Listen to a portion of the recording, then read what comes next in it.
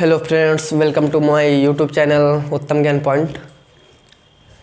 हम लोग देख रहे हैं इस समय कोविड-19 चल रहा है देश में, तो बहुत सारी समस्याएं हम लोगों के सामने आ रही हैं। तो जो बच्चे हैं पढ़ नहीं पा रहे हैं या जो पढ़ना चाहते हैं किसी कारणवश नहीं पढ़ पा रहे हैं, तो उनके लिए हम लोग उत्तम ज्ञान पॉइंट ये जो चैनल है इसके माध्यम से हम लोग इंग्लिश, फिजिक्स और जो जीएस है आपका उसकी क्लासेस आपको प्रोवाइड की जाएंगी।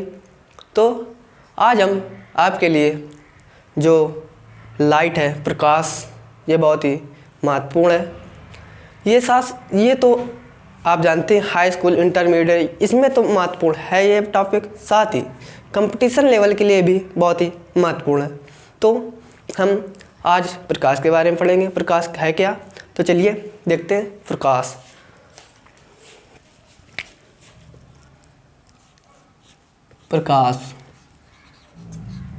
लाइट।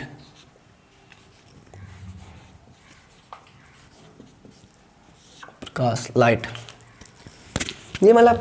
ये हमारा पहला टॉपिक रहेगा। तो प्रकाश में सबसे पहले जानते हैं प्रकाश की डिफिनीशन। तो प्रकाश एक प्रकार की वह ऊर्जा है जो हमारी आँखों को संवेदना प्रदान करती है। क्या है? प्रकाश एक प्रकार की वह ऊर्जा है जो हमारे आँखों को संवेदना प्रदान करती है या हम वस्तुओं को देख पाते हैं। अब प्रकाश एक प्रकार की ऊर्जा है, तो ऊर्जा है कैसी? तो प्रकाश एक प्रकार की विकिरण ऊर्जा है। कैसी ऊर्जा है?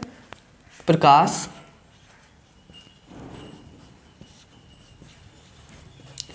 विकिरण ऊर्जा है।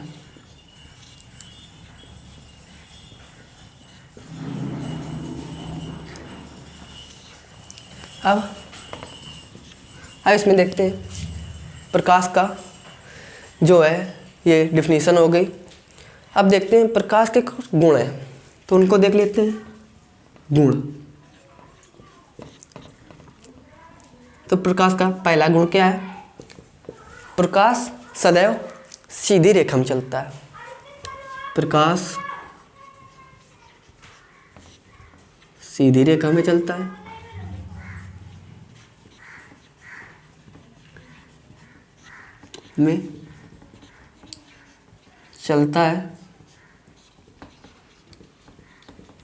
ये हमारा पहला पॉइंट है, प्रकाश सीधी रेखा में चलता है। हमारा दूसरा पॉइंट प्रकाश की तरंग दैर्घ्य। देखते हैं प्रकाश की तरंग दैर्घ्य।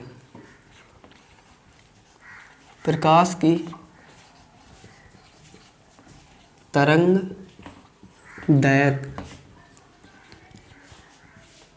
जो प्रकाश की तरंग दैर्घ्य है वो हमारी 3800 एंगस्ट्रॉम से 7800 एंगस्ट्रॉम तक होती है। क्या होती है?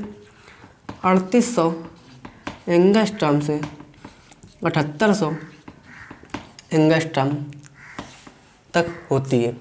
अब प्रकाश की चाल, तीसरा पॉइंट हम देखते हैं। प्रकाश की निर्वात में जो चाल है 3 × 10⁸ मीटर पर सेकंड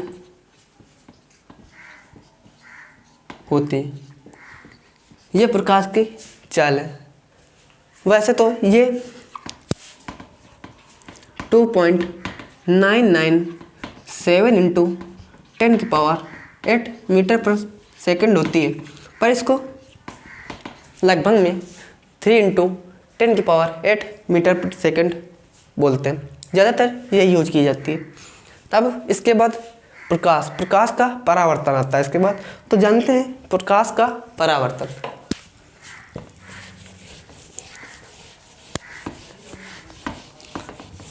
तो चलिए देखते हैं प्रकाश का परावर्तन। प्रकाश का परावर्तन,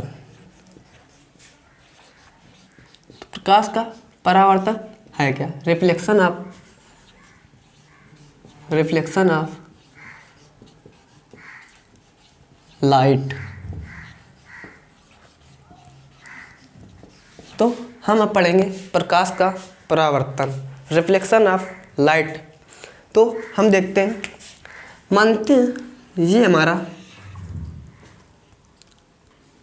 कोई पृष्ठ है, इसमें चिकना पृष्ठ है, पॉलिशदार।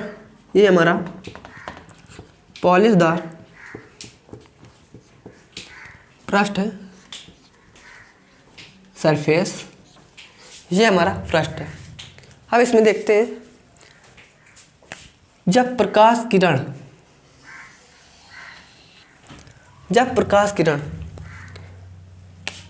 आती है तो चिकने पॉलिशदार पृष्ठ पर टकराती है और टकराने के पश्चात वापस लौट जाती है। तो प्रकाश की किरण आई, परावर्तक तट पर टकराई और टकराने के पश्चात परावर्तन हुआ और परावर्तन के पश्चात यह किरण चली गई। तो ये जो हमारी किरण होती है इसे आपतित किरण बोलते हैं। क्या बोलते हैं? आपतित किरण। और जो टकराने के पश्चात किरण जाती है इसे परावर्तित किरण बोलते हैं। अब ये देखते हैं, जिस बिंदु पर ये दोनों ये किरण आई और टकराई, इस बिंदु को हम आपतन बिंदु बोलते हैं। अब इसमें एक लंब डालते हैं। ये हम लोगों ने ऐसे लंब डाल दिया। अब इसे अभिलंब बोलते हैं। और ये इनमें जो कोण बनता है, ये कोण आई और कोण आर। तो कोण आर इसे आपतन कोण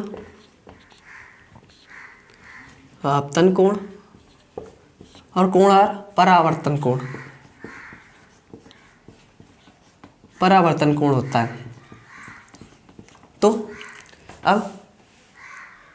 अब जो होता है प्रकाश का परावर्तन, तो इसकी डिफिनीशन, तो प्रकाश का परावर्तन जो है, जब प्रकाश किरण आती है और चिकने या पॉलिशदार पृष्ठ से टकराती है और टकराने के पश्चात वापस लौट जाती है, इसे ही प्रकाश का परावर्तन कहते हैं। अब देखते हैं, इसमें परावर्तन के कुछ नियम हैं। परावर्तन के दो नियम होते हैं। पहला नियम, आपतन कोण और परावर्तन कोण सदैव आपस में बराबर होते हैं। ये परावर्तन का पहला नियम है। क्या है? आपतन कोण और परावर्तन कोण जो है वो आपस में सदैव बराबर होते हैं। अब दूसरा नियम हमारा क्या है?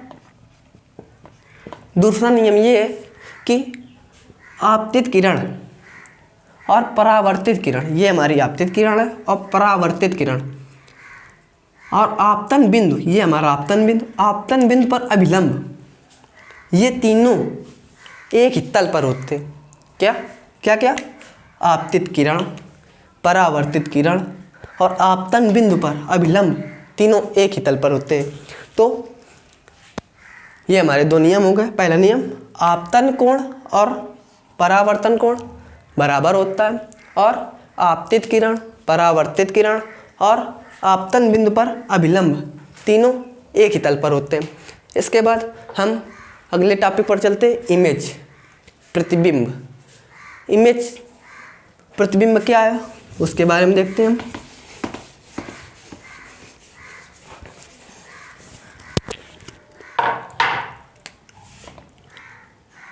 प्रतिबिंब,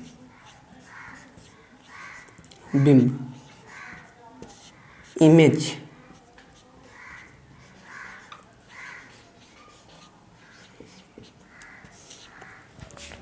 ये टॉपिक है हमारे सामने, इसे समझते हैं।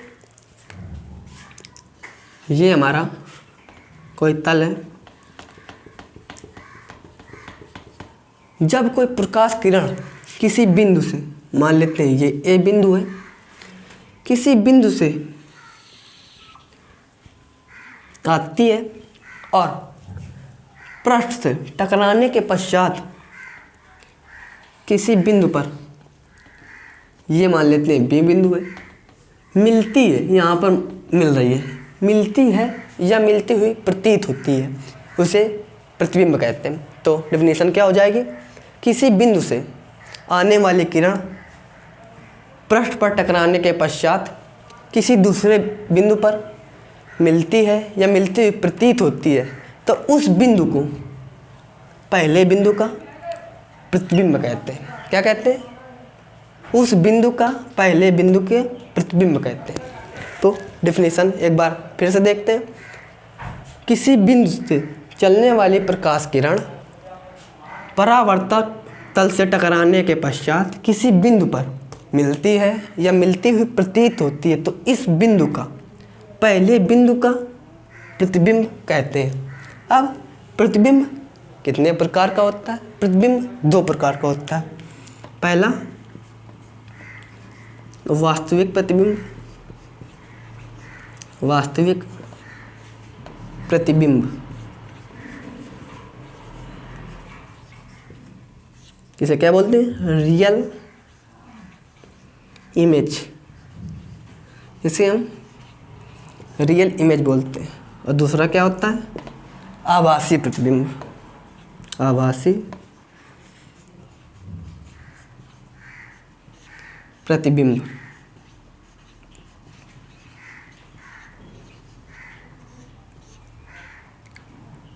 वर्चुअल इमेज, ये हमारे प्रतिबिंब दो प्रकार के होते हैं। कौन कौन सा? वास्तविक प्रतिबिंब और आभासी प्रतिबिंब। अब देखते हैं वास्तविक प्रतिबिंब है क्या और आभासी प्रतिबिंब है क्या। तो पहले देखते हैं वास्तविक प्रतिबिंब, रियल इमेज। तो रियल इमेज की डिफिनेशन देख लेते हैं। तो एक किसी बिंदु से जब प्रकाश किरण आती है और तल से टकराने के पश्चात किसी दूसरे बिंदु पर मिलती है। क्या? जब किसी बिंदु से चलने वाली प्रकाश किरण तल से टकराती है और टकराने के पश्चात किसी बिंदु पर मिलती है, तो उस बिंदु का पहले बिंदु का वास्तविक प्रतिबिंब या रियल इमेज कहते हैं। और इसमें जो सबसे ज़्यादा महत्वपूर्ण होता है, क्या होता है? इससे पर्दे पर वास्तविक प्रतिबिंब, रियल इमेज जो होते हैं, इसे पर्दे पर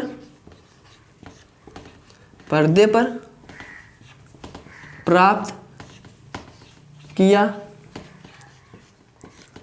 जा